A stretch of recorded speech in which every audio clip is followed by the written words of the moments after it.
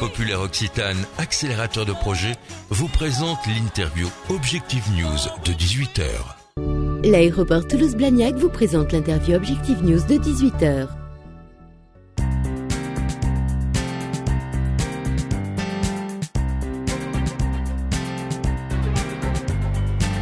Bonsoir, merci de nous rejoindre sur objectifnews.tv. Nous sommes en compagnie de Philippe Prigent. Bonjour. Bonjour. Vous êtes directeur du pôle de compétitivité Cancer Biosanté, présidé par Pierre Montoriol. Vous avez pris vos fonctions en septembre.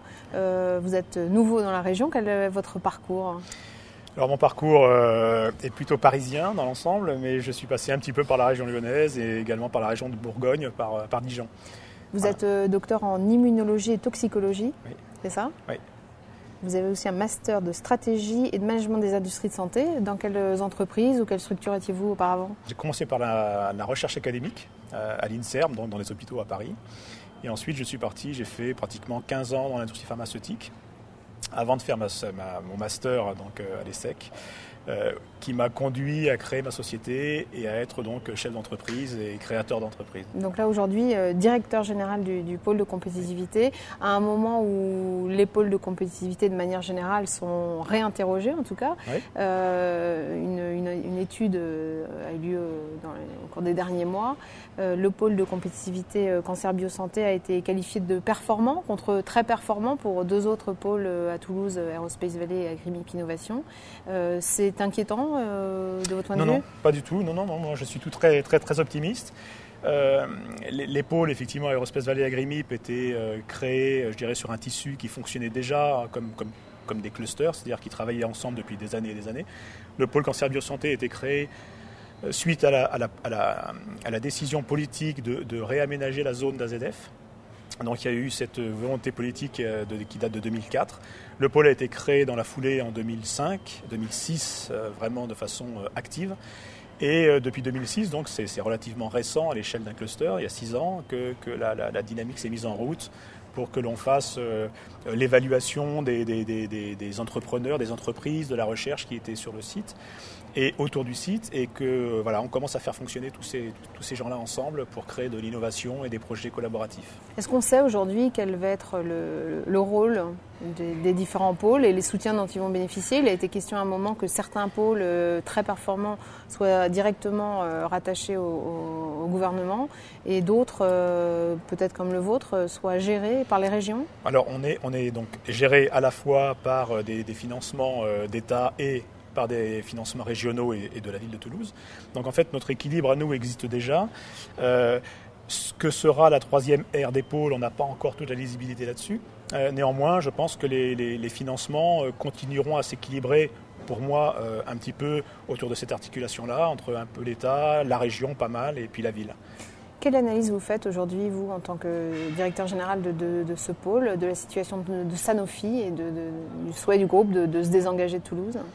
Je crois que le groupe se désengage de Toulouse, peut-être. En fait, on n'a pas encore complètement l'aboutissement de leur réflexion et de ce qu'ils ont mis en place. Ma réflexion, elle va au-delà de Toulouse. Les très très grosses industries pharmaceutiques se désengagent de façon assez régulière de toute la recherche fondamentale. Quels que soient les groupes d'ailleurs, dans les 10 pro-groupes mondiaux, ils se désengagent de cette recherche au niveau de la France, mais aussi au niveau de l'Europe. Donc c'est un mouvement continu qui va vers un appauvrissement de la recherche interne de ces grands groupes, qui essaient de plus en plus de transférer leurs efforts de recherche sur des petites biotech, des prises de participation dans ces sociétés-là, ou des prises de licence sur des projets qui sont déjà bien avancés, mais qui sont très innovants à leurs yeux. Est-ce que c'est un signal négatif pour l'attractivité de Toulouse, alors même que Cancer Biosanté, Toulouse Métropole tentent de faire venir s'implanter des groupes, voire en tout cas des entreprises sur l'Oncopole ? Le signe n'est pas très favorable, c'est sûr. Néanmoins, je vous dis, c'est plus un mouvement un petit peu, je dirais, à l'échelle nationale et même continentale. C'est l'Europe entière qui est touchée par ces mouvements-là. Je pense qu'on peut continuer, et on continue d'ailleurs à travailler, que Sanofi soit là ou pas. Pour l'instant, on a, donc je vous ai dit, pas tout à fait encore la lisibilité. Mais il y a d'autres groupes. Alors Sanofi n'a pas dit qu'il allait s'en aller, complètement d'ailleurs. Il reste adhérent pour l'instant. Et il y a d'autres gros groupes qui sont eux-mêmes adhérents sans être encore présents. Donc le mouvement pourrait s'équilibrer. Je pense qu'on va trouver un équilibre. Comment attirer des entreprises de santé sur l'Oncopole ? par l'image que l'on va rendre de ce nouvel outil qu'est l'Oncopole. Donc sur ce site-là, il y aura quelque chose d'unique en Europe. On a juste un équivalent à Oslo. Néanmoins, on sera le seul endroit très important où il y aura des malades, des chercheurs académiques, des biotech et des grands groupes. Au moins 1, 2, peut-être 3. Et c'est ce mélange-là qui devrait créer justement une dynamique vers les projets, vers l'innovation. Et c'est ça qui va nous permettre d'attirer les sociétés, qu'elles soient petites ou grandes d'ailleurs. On peut créer de l'emploi dans le domaine de la santé à Toulouse ? On peut, je pense, oui, il y a de la place. C'est-à-dire on est encore, je dirais, par rapport à ce qui se crée au niveau de l'IUC, l'Institut universitaire du cancer, il y a encore beaucoup de choses à construire. C'est-à-dire qu'il manque encore pas mal de services, de plateformes, de sociétés qui travaillent dans la thématique cancer ou autour de la thématique cancer.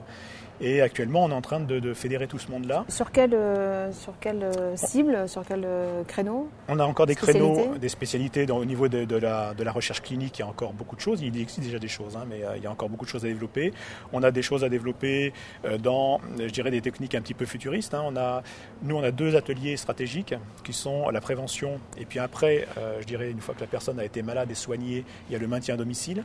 Et là, on a beaucoup d'interactions avec le pôle Agrimib, justement, dans la première partie. Prévention par la nutrition.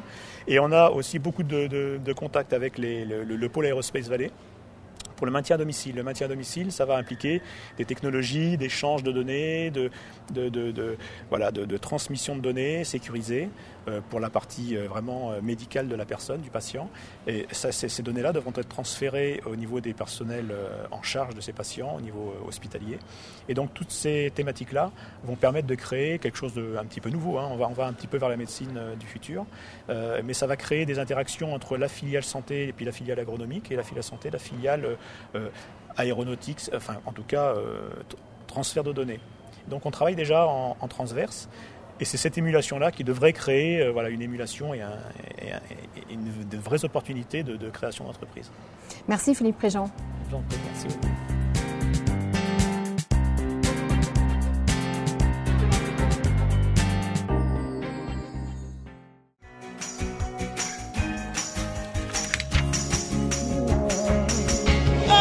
Banque Populaire Occitane, accélérateur de projet, vous a présenté l'interview Objectif News de 18h.